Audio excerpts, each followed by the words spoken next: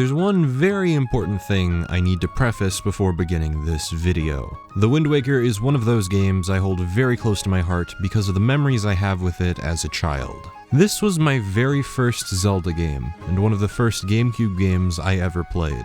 I love it to death. No matter what I say in this video, no matter how far I try to separate myself from my biases, they exist and they will affect the video in some way. Maybe I'll be too critical, too forgiving. Whatever the case, there's nothing I can really do to prevent this. I will certainly try my hardest to critique this game as fairly as I possibly can.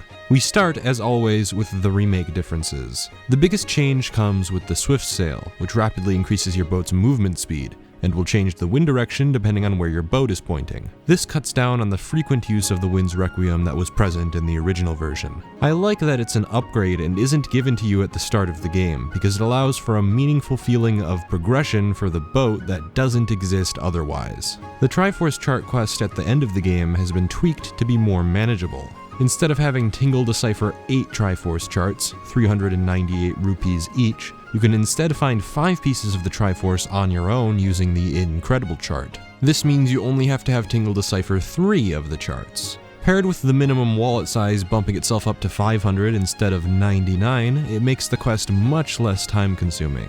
Finally, the most substantial change is the integration of the gamepad. It allows for on-the-fly weapon switching on the touchscreen via dragging items onto face buttons. It's similar to the previous two 3DS remakes, but in the Wind Waker you don't have to pause your game to move items around. It also lets you look at and interact with the map while you're sailing. These changes alone elevate Wind Waker HD to soaring heights as a remake, but a variety of small tweaks solidify it as the definitive experience. When using the grappling hook, you can now change swing direction while you're swinging, as opposed to only being able to change it after coming to a stop in the Gamecube version. Gyro control is back and better than ever for aiming.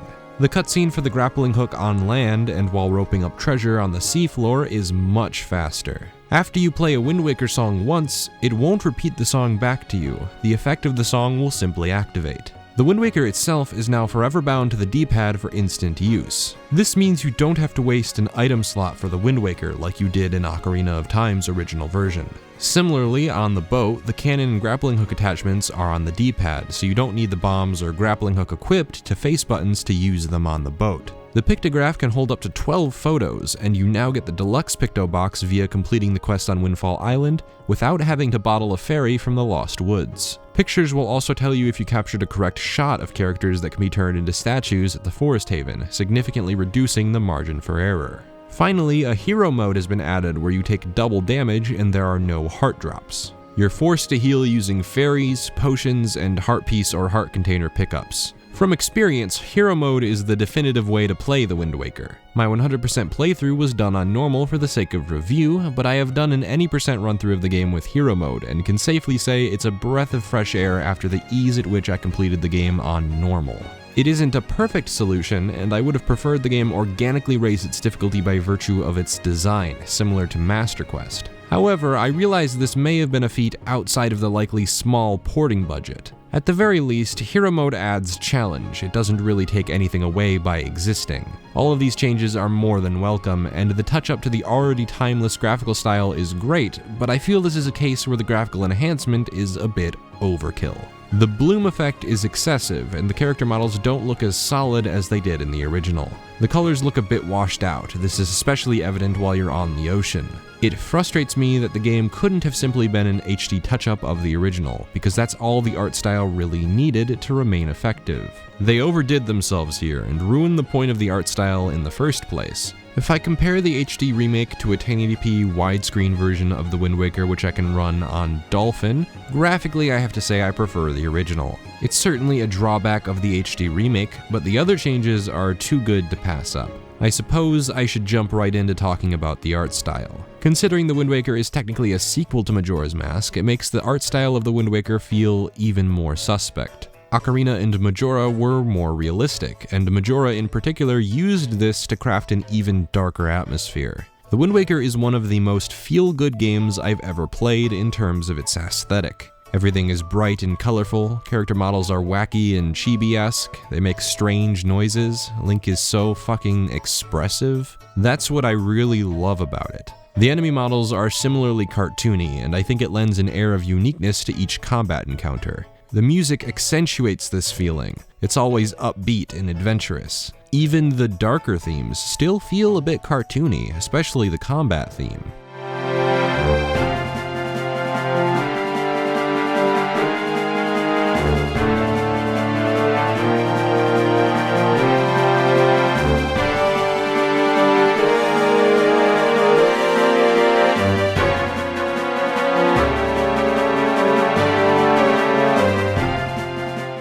The animation quality is such an improvement. Link climbs up ladders more convincingly, the way he walks around looks a bit less stiff, and I love how he expresses himself not just with his face, but with a lot more body language. The previous two games usually just used facial expressions with only a slight amount of body movement in cutscenes. The Wind Waker uses its art style to promote a more vibrant and good-feel atmosphere. I find it strange that this was the game to succeed Majora's Mask, but I guess it makes sense to do a complete 180. It keeps the feel of the sequel fresh, and it allows the game to live up to its predecessors, at least visually. It's a very timeless style, and I vastly prefer it over the previous two games. This is the strength most proudly waved by fans of the game, as well it should. It's very easy on the eyes, and future-proofs itself much better than any other 3D Zelda. To this day, the original Gamecube version still looks phenomenal. You get a pretty good idea as to what you're in for when you boot up the game. The title screen is lush, the music is more upbeat and cheerful, and it pans around Outset Island, letting you take in the environment.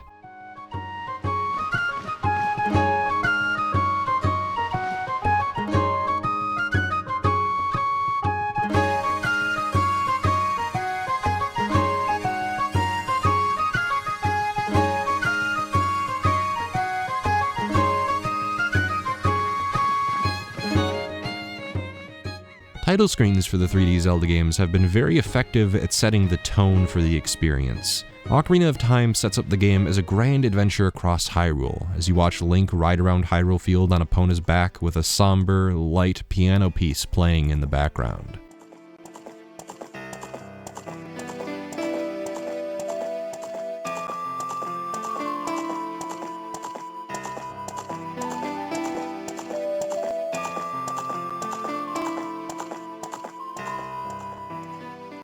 You get the feeling you're watching the prelude for a typical adventure. Majora's Mask starts off in the same cheery way as the Wind Waker, panning across Termina to the various townsfolk.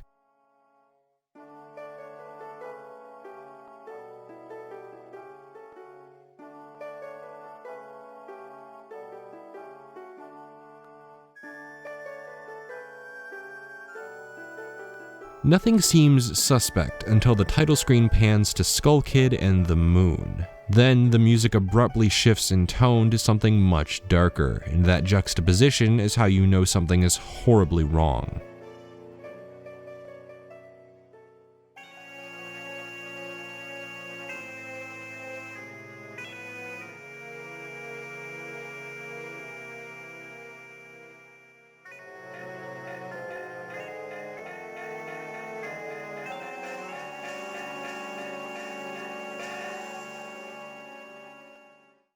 The Wind Waker is cheerful all throughout the title sequence, and it presents the idea that you'll be going on a much more pleasant adventure than previous Zelda games, perhaps meant to resonate with a younger audience. Once you start your save file, the game establishes itself as a sequel right off the bat. It recaps the story of Ocarina of Time up to the beginning of Majora's Mask. Apparently, while Link was off finding Navi, Ganon reawakened and flooded all of Hyrule. The hero of time never returned to save the day. This is what I gather from the game. I haven't really paid any attention to the official timeline, so that could be a wrong assessment. I'm just going off what the game told me. Plus, the fact that it's a sequel to the previous two would infer that it's taking place after the previous two. But I guess the official timeline differs from that? I don't fucking know, fuck the timeline. Anyway, years later, it became custom to garb young boys in green when they came of age, and the game starts with your sister waking you up on your birthday. For some reason you forgot about your birthday and are sleeping on the top of a lookout tower? I don't know, don't ask me. The important part is that you get your hero clothes, some girl is dropped in the forest, she turns out to be a pirate, a giant bird steals your sister away, and you go off with the pirates to save her. Long story short, you fail, get sent flying out into the ocean, you're saved by a talking boat called the King of Red Lions, and you set off on a MacGuffin hunt to end the evil plans of Ganondorf. It's a similar plot structure to Ocarina, but with a much more laid-back and slapstick presentation. For instance, the pirates get you into the Forsaken Fortress by placing you in a barrel and launching you into the fortress, much to the displeasure of Link. Or the scene where Link places the 3 sacred stones and then narrowly avoids an explosion, or so he thinks.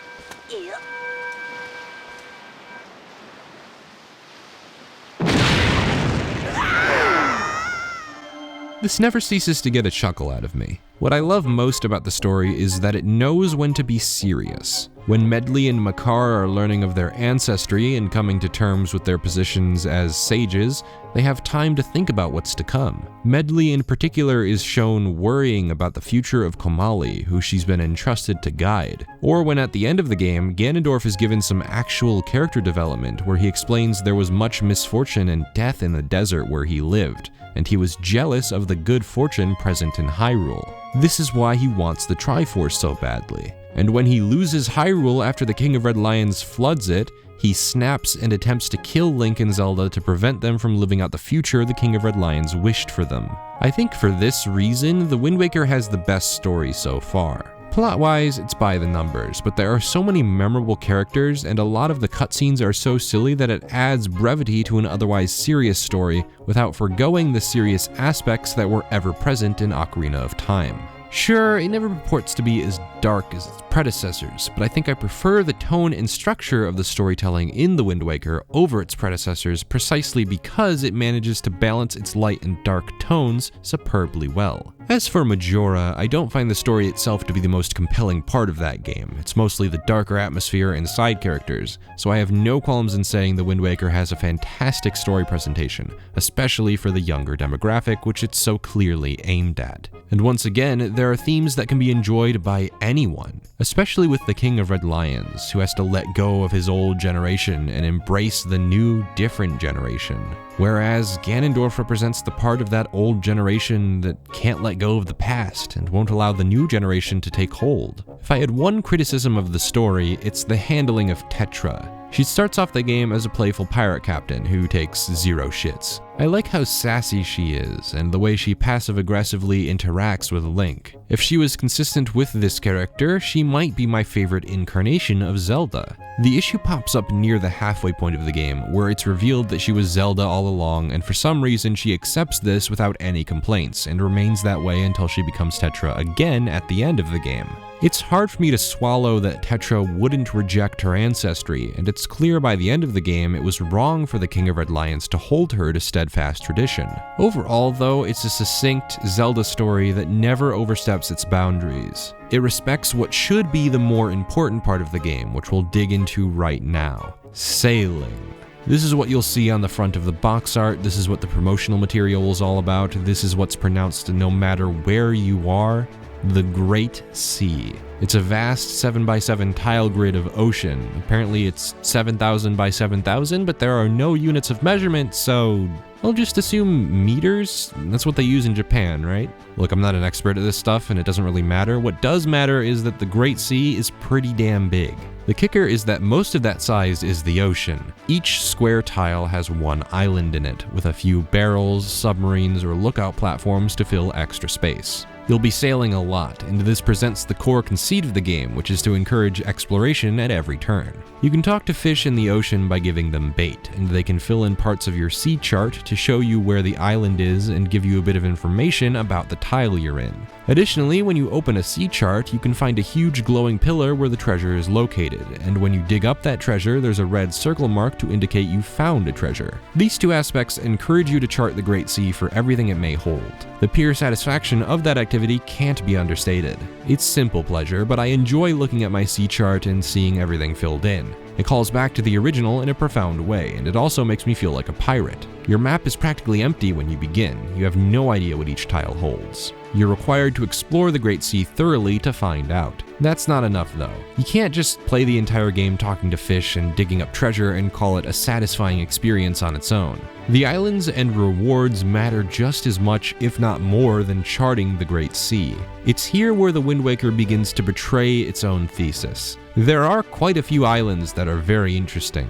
I've always enjoyed the flight platform, where you use your Deku Leaf to navigate to the end of a long stretch of ocean. You have to manage your use of the updrafts to keep you afloat, but avoid overusage of them because it means you probably won't make it to the end. It's a fun challenge in and of itself. Similarly, I enjoyed the island where you play golf with the Deku Leaf, a very unique and fun challenge with a worthwhile reward. Of course, the main islands you have to travel to for the main quest offer as much content as you'd expect them to.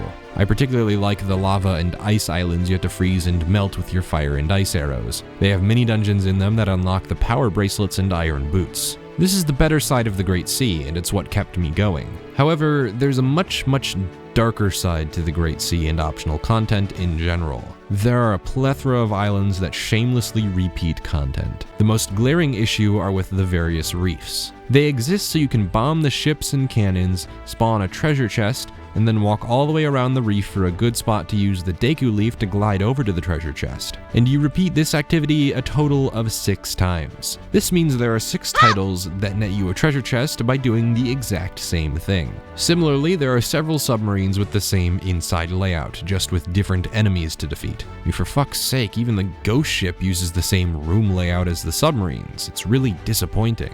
Especially when you look out at the Great Sea on Outset Island and expect something wonderful out there. Instead, there's just a lot of sailing, with hit or miss rewards lying in wait. For every interesting island, there's either a boring island where you get something and leave, or something equally boring on an interesting island that's part of a boring quest chain. For example, the Private Oasis is a pretty interesting island. You can get a sea chart there and travel under the cabana for a piece of the Triforce. God help me, I'm never gonna have the patience for this slide puzzle, but it's only for rupees, so I can gladly ignore it. But there's also a Korok there who's planted one of his trees. He's one of 8 Koroks across the Great Sea on various islands you have to visit with a single bottle of forest spring water that lasts for 30 minutes. The side quest almost guarantees that you'll have to visit various islands over again just to water some fucking trees. Additionally, there's a trading quest where you have to trade items between 3 Gorons on Great Fish Isle, Mother and Child Isles, and Bomb Island until you have the legendary shop statue, which you can give to the Goron on Great Fish Isle. This involves always holding on to the most expensive item and traveling to the other 2 Gorons to see which of them makes a better offer. What does a quest like this accomplish for the player? I don't understand why trading sequences are recurring themes in the Zelda franchise. I haven't found a single person who finds them engaging in the slightest. This is probably the worst instance of them based on how long it takes to complete. Let's talk about the sea charts themselves. To get all of them, you have to do a series of side quests, and you won't even know you have all of them unless you know there's only 1 per island. You can deduce that there are 49 islands, so there must be 49 charts, including the Triforce charts. If you don't know that though, you have to look that shit up yourself. You also don't know what you'll be getting until you go out and see it for yourself. This in and of itself isn't a problem, and in fact, it promotes the core conceit of the game that you should be exploring for treasure, and the fact that you know what the treasure would be would defeat the purpose of that. In each chest, you can find one of 3 things: a piece of heart, specialty charts, or rupees. The specialty charts vary in usefulness. The Island Heart Piece and Heart Piece Sea Chart location charts are somewhat useful, although they're undercut by a problem I really wish the HD version would have fixed with gamepad integration. You'd think a game like The Wind Waker would go all out with map interaction. Stuff like marking where you've been or what's on different map squares. That way you can track where Koroks are, for instance. You can also track where the Gorons are, or where unfinished islands are, or where you can find the ghost ship, or literally anything you want to track on this map. There's not even an option to place icons on each tile, which isn't an ideal solution, but one which would have worked wonders on the Gamecube version to remember what each tile holds. You could color code tiles for different purposes that would fit your needs. The Wii U gamepad could have furthered this by letting you draw in stuff to remember wherever you explored, but there's absolutely none of that. The Incredible chart tracks which pieces of the Triforce you've collected. In addition, the Heart Piece charts don't track your progress in collecting them at all. By the time you collect these charts, you'll probably have already collected a fair amount of heart pieces and sea charts like I did, so these charts will be effectively useless at conveying the information you need. The sea platform and secret cave charts are just useless in general. If you've already traveled to an island, you'll likely already have explored the secret cave, and the sea platforms don't have anything useful to collect on the whole, except for a few sea platforms that do have interesting items on them, which seriously aggravates me. It encourages you to climb every single sea platform to maybe find that one heart piece, when all you'll ever end up finding on most of them are rupees and joy pendants or some shit. Some of the platforms have cannons you need to destroy before you can activate the secret chest with a heart piece or sea chart. One of the enemy ships actually drops a fucking heart piece, and there's no indication this would ever be the case when you examine every other enemy ship in the game outside of the golden one, which is obviously suspicious already. As for the other treasures you can get from sea charts, whenever I got rupees, I was super dissatisfied. The game just piles rupees onto you until you have a fuckload, and it's true that they tried to make more use of rupees with the Tingle Triforce chart part of the game, where you'll sink a ton of your rupees. Though I have two objections to this. One, it's not a particularly meaningful rupee sink, especially because it's a mandatory part of the game. And two, in the HD version, you only need 3 charts deciphered, which means you'll have a stockpile of rupees that you might not even need to use for anything. I suppose you could use the rupees with the magic armor you get from the trading sequence, which consumes rupees as you're hit in the HD version, but by the time you get the thing, it'll just break an already easy game to itty-bitty pieces. I'd rather have a challenge anyway, and I don't want to look at this hideous purple outline Link has to wear while it's active. The Hero's Charm has a similar problem. It's a very cool idea to show enemy health bars. This is a much needed Zelda upgrade in other games, but it ruins the expressiveness of Link's face many people have praised, so I don't even like keeping it on. What use for rupees are there in the Wind Waker anyway? The auction house is probably the most common one. You need 3 items, so you'll probably have to pay upwards of 600 rupees to get everything. You end up paying around 500 rupees or so when you do the trading sequence correctly, and when you decorate the town with trading items, you'll probably spend around 100 or 150 rupees depending on what you buy. Outside of that, you probably pay around 5,000 rupees overall to fully complete the Squid Hunt minigame, but it comes with the added cost of forking over 3 or 4 hours of your life to play a stupid randomized cannon minigame. Yeah, I don't like this minigame, can you tell? In fact, wow, when did the minigames take a step backward? You have to do practically all of them 2 or 3 times over with no variation. Squid Hunt is always the same, the auction house is always the same, the cannon minigame is always the same. I mean, for fuck's sake, once you've figured out that the auction house can be easily won by bidding in the last 5 seconds to knock everyone out and win instantly, it just becomes a struggle of not losing your sanity after waiting for everyone else to bid and not losing your mind as the timer ticks down and down and down. Oh my god. Orca's quest is another fucking time sink, Jesus. To get a lone piece of heart, you have to hit him 500 times without getting hit 3 times by him. I'm sure the way the game wants you to beat him is by using the reaction commands with the A button. However, there's one move he does that's so fast you almost have to do a frame-perfect reaction to counter it. He doesn't do it often, but that doesn't matter when you're playing the 500-hit long game and 3 of his hits can kill you. The far easier strategy is to do 1 or 2 combos, and then hold your shield up until he attacks you. You rinse and repeat this with almost no variation. You even have to circle around him every once in a while so you don't trap him into a wall and risk the camera freaking out or your sword hitting the wall. It is agonizing. The repetitive nature of the game's extra content is compounded by the game pushing you to do almost all of the optional content near the end. At the beginning of the game, you don't have a whole lot to work with. You aren't even allowed to branch out until you obtain the Wind Waker, which is understandable because you can't change the wind direction. But on the other hand, the fact that the King of Red Lions takes so long to give the damn thing to you makes no sense to me. He clearly has it in his possession when you first meet him, but he doesn't give it to you then. No, he waits until after you've completed Dragon Roost Cavern. Once you can actually explore, there aren't a whole lot of islands you can interact with until you get the bombs in the Forest Haven. That's when the Great Sea truly opens up, but if you want to easily travel across the Great Sea, you'll need to go even further to Great Fish Isle, then to Outset, then complete the Tower of the Gods to get the bow, then fight the Cyclone to learn the Ballad of Gales. Even then, you can't actually explore every island until you get the Hookshot, which just so happens to be the last item you obtain before the Triforce quest. Other Zelda games are guilty of this, and to be fair, it makes total sense they'd seal the world up this way. Allowing the dungeon items use outside of the dungeons lends them more use than you would otherwise get out of them. Part of the fun to complete a Zelda game is to notice you can't do something here yet and keep it in mind for later. This game has the same setup, but the one thing holding it back from its fullest potential is the size of the Great Sea. Even with the Swift Sail, it can sometimes take several minutes to reach a destination, assuming you're also using the Ballad of Gales to warp around. If you're exploring the Great Sea every time you get a new dungeon item, it could take upwards of an hour to check every island for new content, even when you know which islands have new content you can access. But since you can't write down which islands have what and which islands require which items,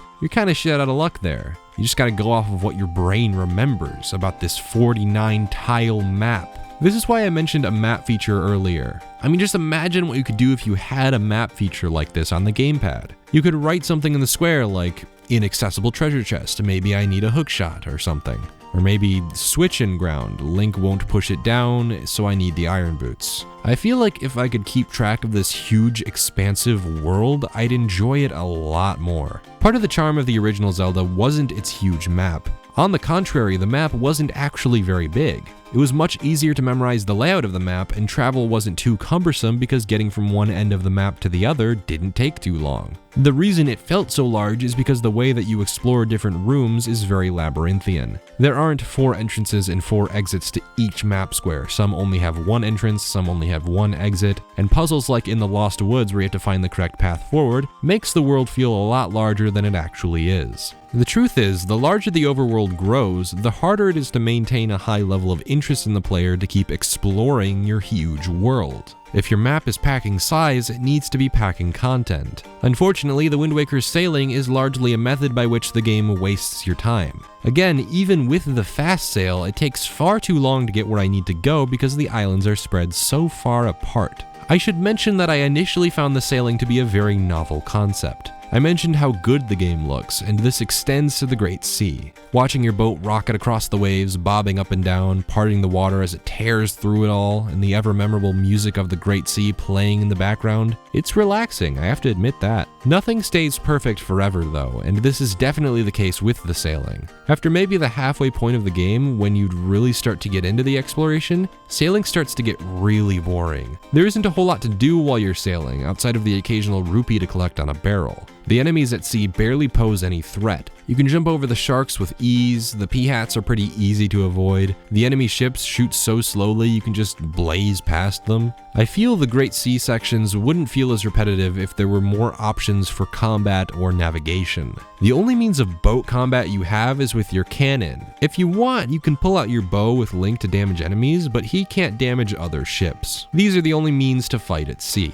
The solution the Wind Waker offers is to mostly abandon combat altogether while sailing, and keep it exclusively to sections where you need to slow down, like in the reefs or around sea platforms. This would be fine if there was variety elsewhere to keep the sailing interesting. Aside from the fast sail, you can't upgrade the ship. You can't make it bigger, for instance. Maybe then you could have expanded your combat capabilities. Or maybe you could get an upgrade for a hovercraft if they wanted to go that route. Those might sound like stupid examples, but then again, I'm not a game designer. I'm just trying to offer solutions, because I feel bad just saying the Great Sea gets too repetitive too easily, we need more variety here, without offering potential solutions of my own. Trust me, I'm not saying I know better. Game designers are much smarter than me and probably ask themselves the same questions I'm asking them at some point in the dev cycle. It's a shame the sailing isn't fleshed out much at all, because it could have easily made up for the lack of interesting islands to explore. Not completely, the islands are arguably the most important part, but it could have made navigation more tolerable, especially in the latter half of the game when you're really scrounging for extras. I do think it's pretty rewarding to drudge up a chest with a heart piece, or find a fairy island for a bag upgrade to your wallet, bomb bag, or quiver. There are even some side quests that sound boring, but are unique because of how charming they are. After you save your sister from the Forsaken Fortress, 2 other girls native to Windfall Island go back home. The rich father spent all of his money to the pirates to get his daughter back, and the other father, who was poor previously, takes over the mansion and becomes rich himself. It's a pretty cool way to make Windfall feel a bit more dynamic, but what I love most of all about this is the side quest with the daughter and a moblin named Mo. They send letters back and forth, and you have to deliver a letter to her from Mo. Her father is for some reason super prejudiced against the Rito postman, so you have to go get Mo's letter and deliver it to this rich girl yourself. The letter reads that he wants to eat her, and she's delighted by this fact. Everything about this quest makes me smile, even if it's dumb. In fact, that's probably the reason that it makes me smile. I also think it's neat you can sneak into the pictograph guy's house and find him fraternizing with a woman and bragging about his feats, and if you take a picture of it,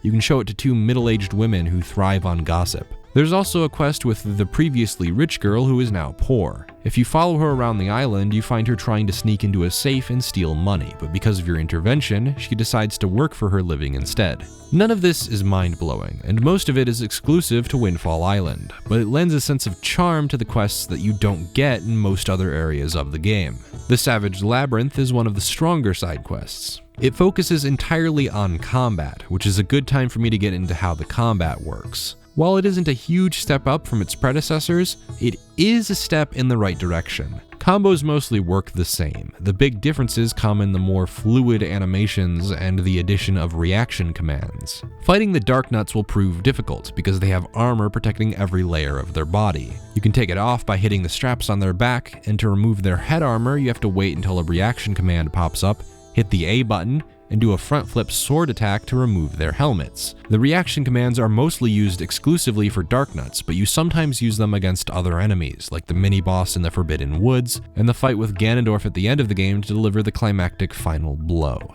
In that way, they aren't super interesting, but they improve the pacing of fights against larger enemies. Fights with weaker enemies are generally the same as before, in that you just spam the sword button until they all die. Not much has really changed there. But with the Darknuts I just mentioned, instead of waiting an inordinate amount of time for Astolphos to drop his shield, you wait a smaller amount of time for the reaction command to pop up, and then you actively do damage to the enemy, and in a very cool way. It isn't a vast improvement on the combat of Ocarina, but it at least feels a bit better to execute. I can't say it's nearly as difficult though, especially on the main quest. I didn't die at all until I got to the fight with Ganondorf, and even then I had a fairy to back me up just in case. I'd wager that Puppet Ganon is the only difficult boss anyway. So when we get to the normal enemies, please. I mean, when you do the Helm Splitter on the Darknuts, you can just throw your boomerang at them and they're stunned. You just keep throwing the damn thing at them and then they die eventually. That's not really difficult, is it? It's when the game starts to throw multiple enemies at you that it becomes harder to manage. This is why the Savage Labyrinth is a genius idea. It scales very well, starting out fairly easy and ending with a fight against 4 Darknuts at the same time.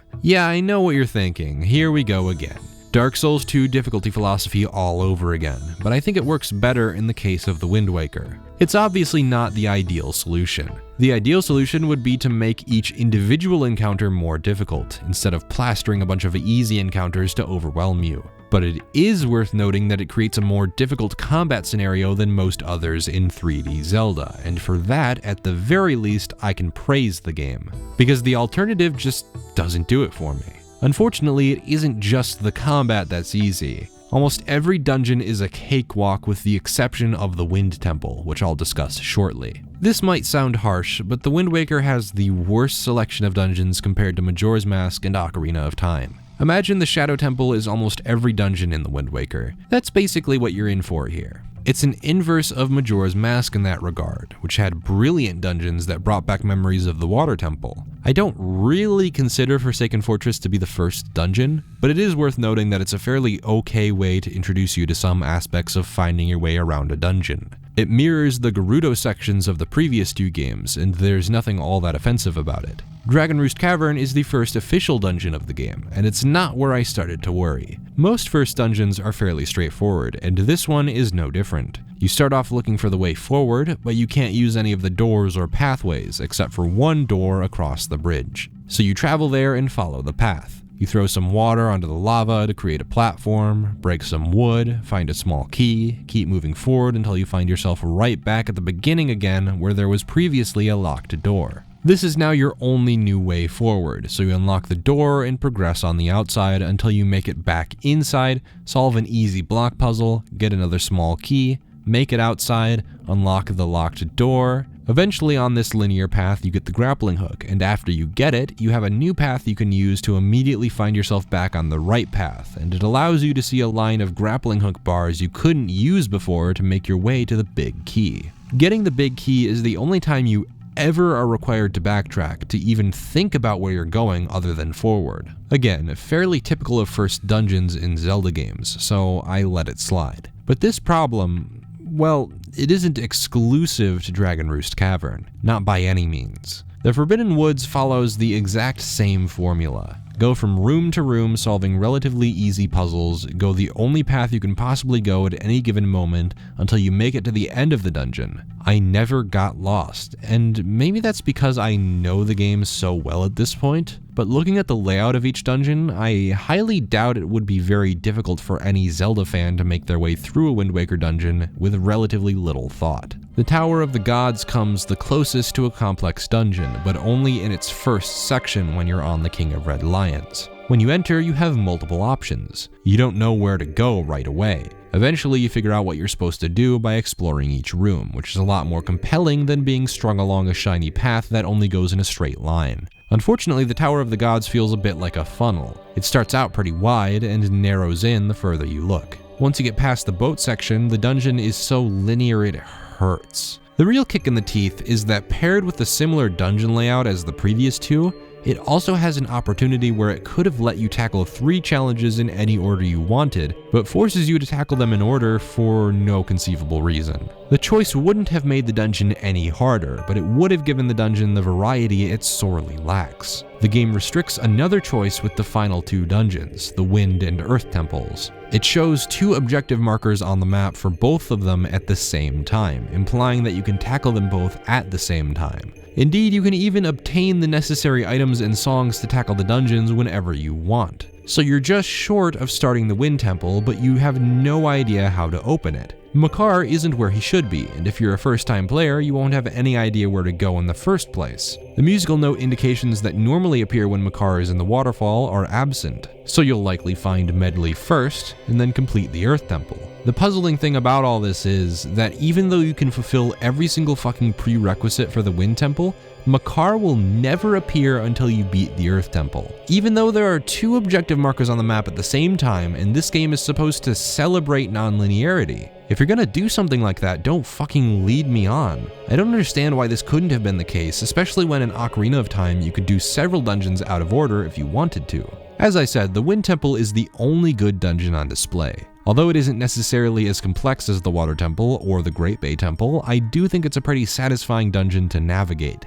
While it starts off fairly linear, it eventually opens up, and you're in this huge circular room with a ton of doorways, none of which you know are the correct path. It's up to you to find a way to each doorway and figure out which ones you need to go through to progress and rescue Makar. It promotes a higher level of thought than any of the other dungeons, and I do admit I got lost once trying to find where I was supposed to go, which is usually the mark of a good Zelda dungeon. The puzzles themselves aren't horrible, but none of them are terribly engaging. An example of a good puzzle would be in the final room of the Earth Temple. You have this elaborate system of mirrors you have to maneuver to shine light to both podiums, so you can use Link and Medley to shine light at both sides of this sun head. It's a bit tricky to figure out at first and mostly relies on clever positioning on behalf of the player to move the mirror in the right locations. The somewhat decent puzzles are the simple to figure out ones that evolve as you make your way through. In Dragon Roost Cavern, you can use your sword to break a wooden wall at first, but then you need to use fire to burn it with a stick. Then you need to set fire to the stick, and then throw the burning stick across the room at the wood to burn it. In the Forbidden Woods, a similar evolution occurs with the plants that block doorways. You first learn you can throw nuts at them to break them. Then the concept is expanded when you have to bomb it. Then expanded further when you have to get a nut across a movable bridge, or out of the way of some vines. And expanded even further when you have to throw a bomb on a movable platform to a room below where a plant is blocking a chest you need to open. And this is also expanded further when you get the boomerang and can basically kill all of them. While none of these puzzles are particularly deep, the thematic through line it creates for the dungeon is what makes them slightly satisfying. Then we have the puzzles that don't play very well. In the Tower of the Gods, you're taught the command melody, which allows you to move some statues.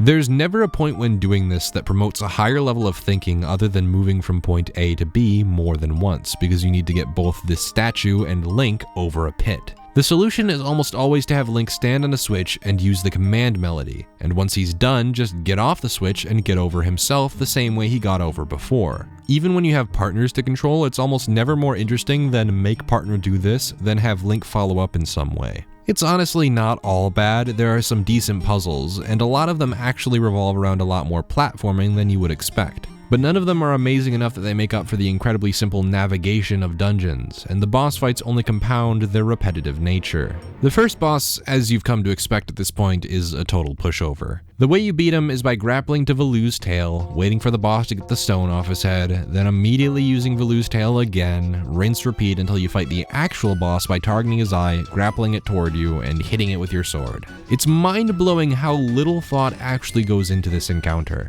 Grapple hook tail, grapple hook eye, that's about as complex as it gets. The next boss you fight with your boomerang, and not much is different here. I appreciate that you have to avoid the tentacles while you're managing the boomerang targets, but outside of that, the boss is piss easy. Especially if you have the forest spring water, I hear. Then we have Mr. Rehash Bongo Bongo, and the only real difference here is that you need to throw bombs into his mouth after you've shot arrows at him. The Wind Waker handles its lock-on much better than Ocarina though, so it's a better fight overall.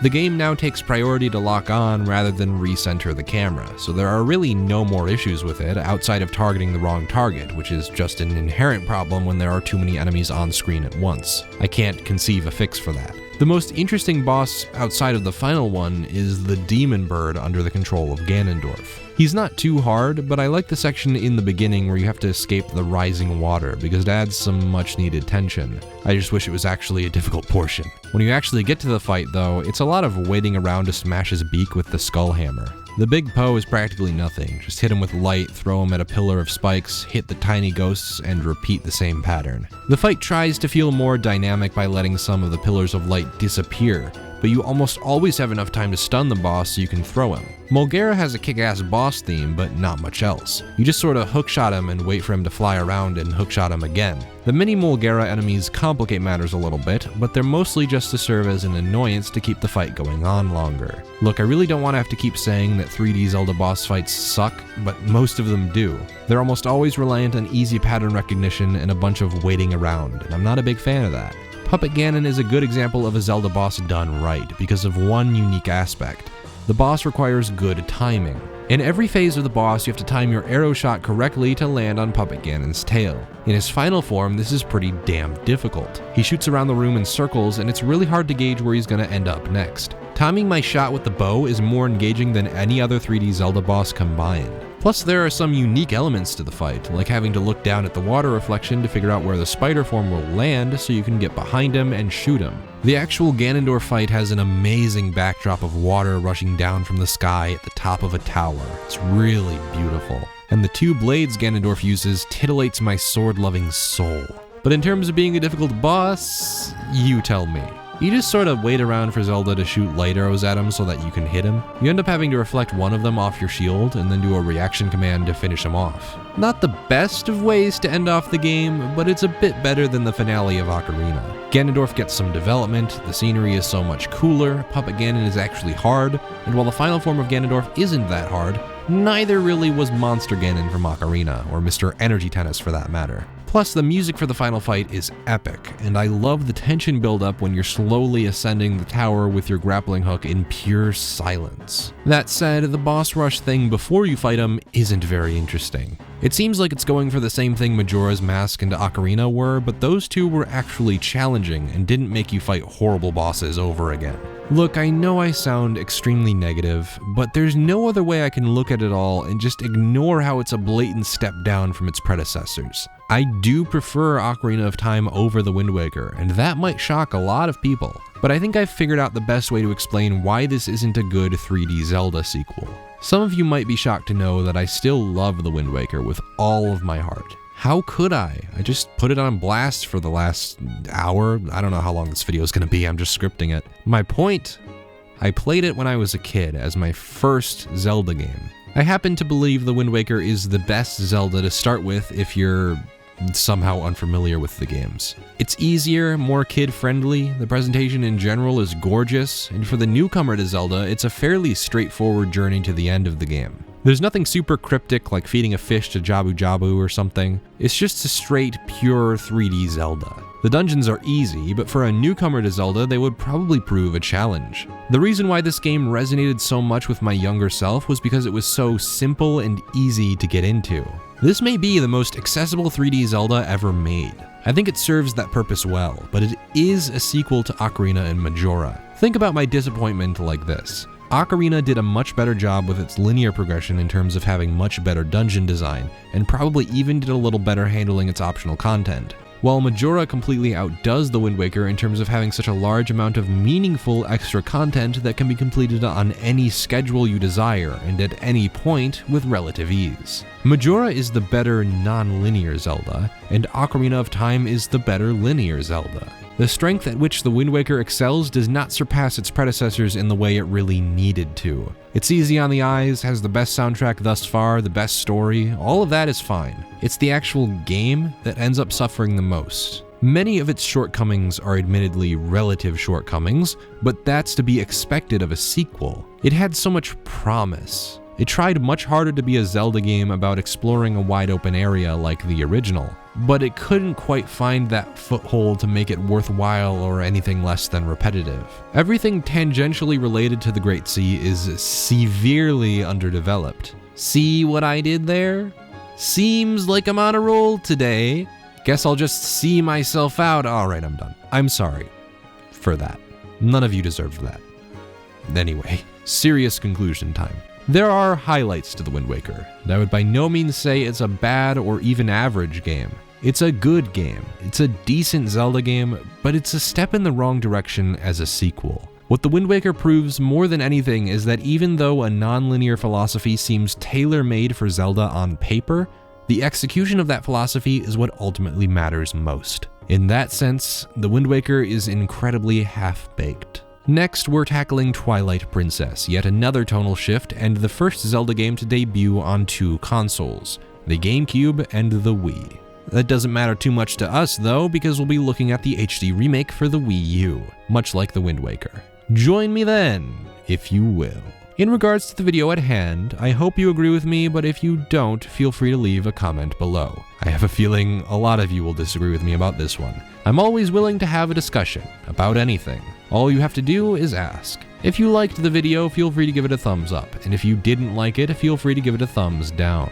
All I ask is that you tell me why you liked or didn't like it so I can take that feedback and improve myself, my content, and my channel. Thank you for watching. My name has been KingK, and I certainly hope you have some well-deserved fun today.